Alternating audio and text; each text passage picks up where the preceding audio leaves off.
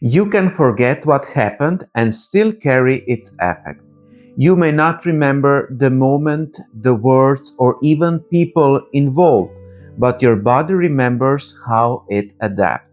In this video, I want to show you how emotional memory is stored in body, why it doesn't behave like normal memory, and why it continues to shape your reactions long after the event is gone. By the end of this video, you will understand why some patterns persist even when the story is no longer available.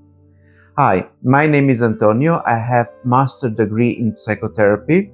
I am facilitator of systemic constellations, and for over 13 years, I have worked with people through workshops and individual sessions. Very often, people tell me they don't remember anything bad happening, and yet their body reacts. This is not a contradiction.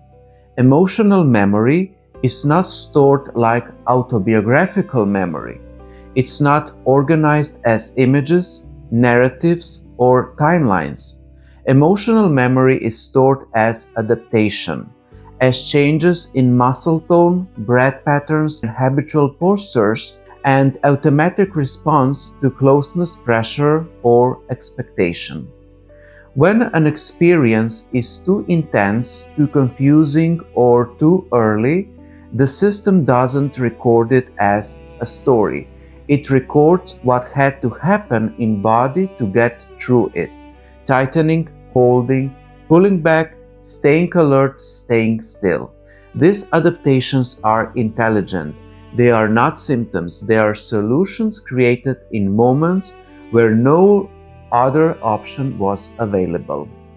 Once learned, the body keeps using them, not because it's stuck in past, but because they once worked. This is why emotional memory doesn't fade with time. Time passes for mind, not for body. The body lives in patterns, not in dates. So, when a current situation resembles something old, not logically, but physically, the same adaptation appears. Not as a memory, but as a reaction. A tightening in the chest, a collapse in energy, a sudden urge to withdraw. People often say this feels bigger than the situation. That's because it is. The body is responding to a category of experience, not a single moment. This is also why trying to remember more doesn't necessarily help. The key is not to relive the past, but to recognize how the past is still active in the present, through the body. Emotional memory reveals itself not in what you think, but in what happens automatically.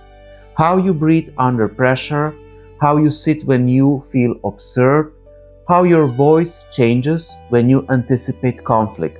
These are not random habits. They are stored answers to questions the system once had to solve. Understanding this shifts the entire frame.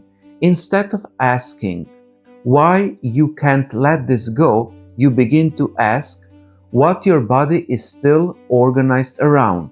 And that question opens a different kind of work. Not analysis, not forcing change, but meeting the body where the memory actually lives.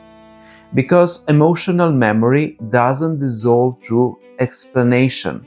It changes when the conditions that created it are no longer present, when the body no longer needs the adaptation. This is not about reliving the past, it's about updating the present. And that update happens slowly through experience, not insight. If you are interested in exploring this work more deeply, I share my writing through a newsletter called Soul Psychology. In that format, you will receive guided reflections, practical exercise, and clear orientation you can actually work with between episodes. The link is below. This is Anatomy of the Soul. And next, we will look how the body becomes a resonant instrument of the soul.